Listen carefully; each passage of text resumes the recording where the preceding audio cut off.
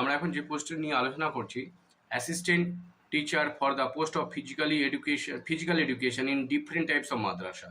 এখানে essential qualification বলা হচ্ছে minimum qualification as prescribe by NCT as amended from time to time on the date of the advertisement.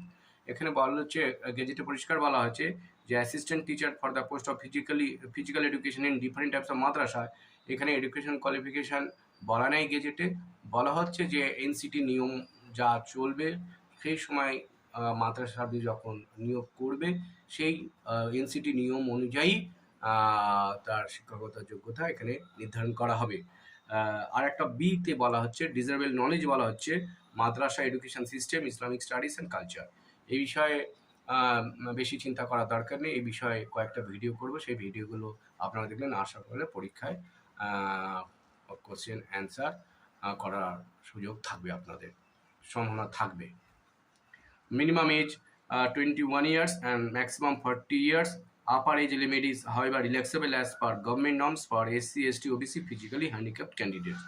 এই বয়সে ছাড় পাবেন যারা এসসি আছেন, ওবিসি আছেন, এসটি আছেন বা ফিজিক্যালি হ্যান্ডিক্যাপ গ্রুপের, তারা সরকারি নিয়ম অনুযায়ী বয়সে ছাড় পাবেন। প্লিজ চ্যানেলটা লাইক এবং সাবস্ক্রাইব করবেন।